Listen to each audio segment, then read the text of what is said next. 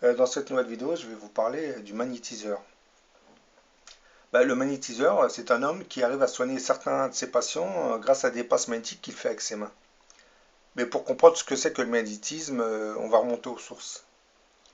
Selon plusieurs ésotéristes, médiums, chamans et sorciers, notre monde baignerait entièrement dans un fluide énergétique invisible qui vitaliserait toute la vie sur Terre.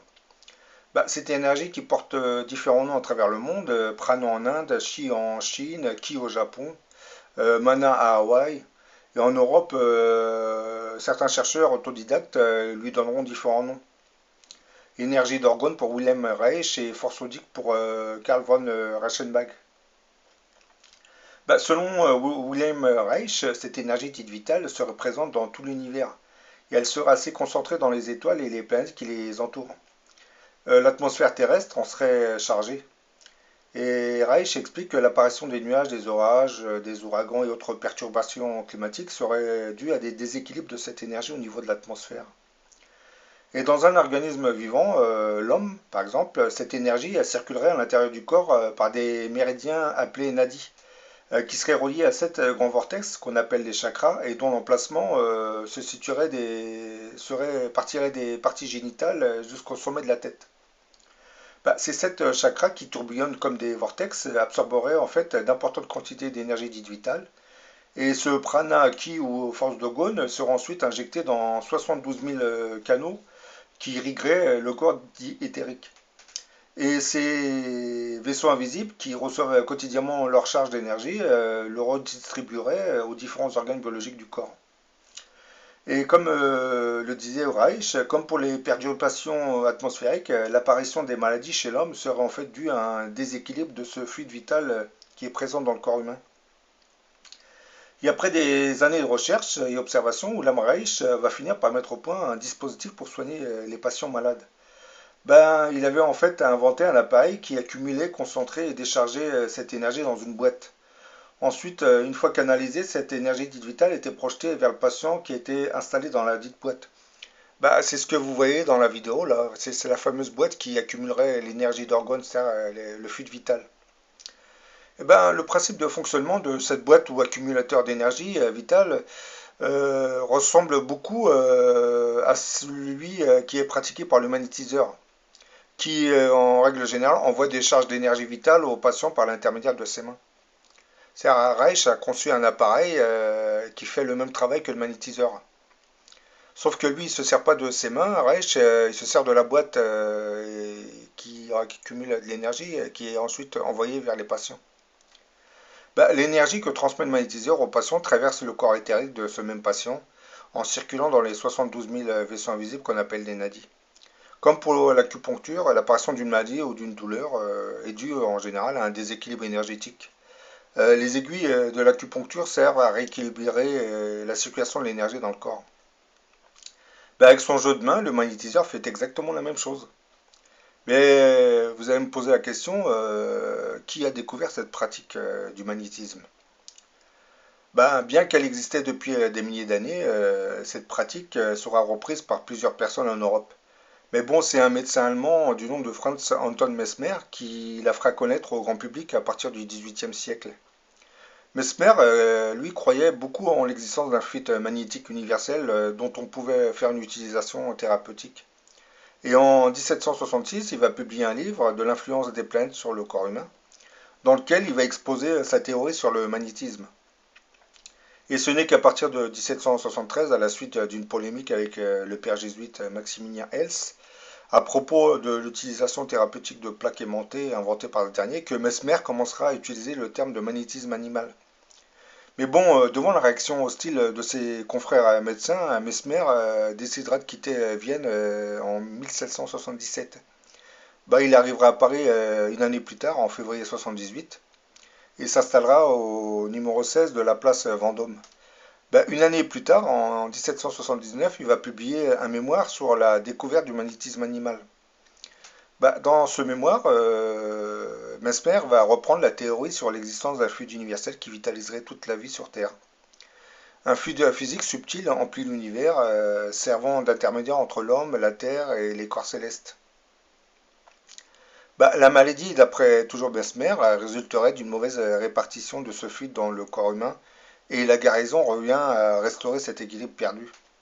Et grâce à des techniques, ce fluide est susceptible d'être canalisé, emmagasiné et transmis à d'autres personnes.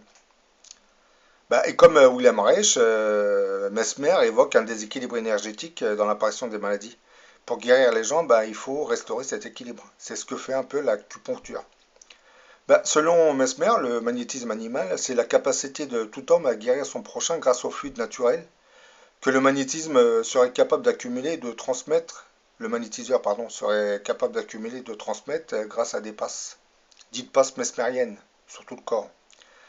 Ben, Mesmer, fort de ses idées, va organiser des séances où ses patients étaient accueillis par de la musique douce et une lumière assez tamisée.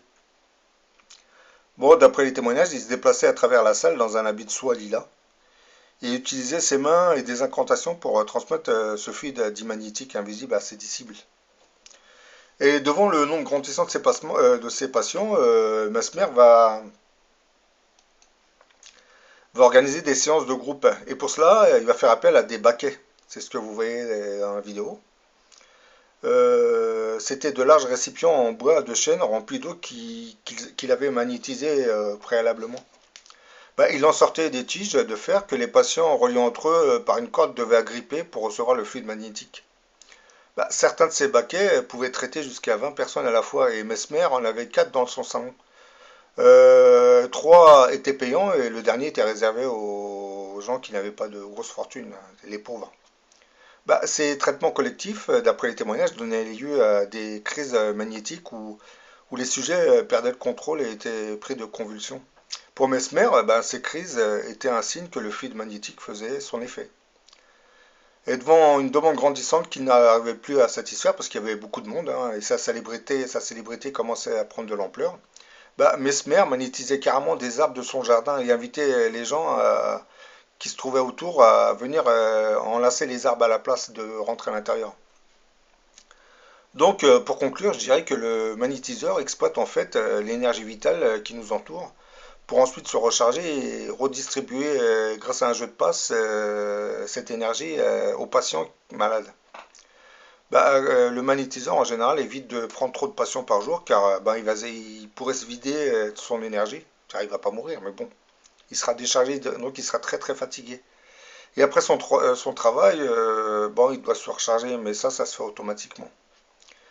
Le magnétiseur joue en quelque sorte le même rôle que les accumulateurs à organes inventés par William Reich.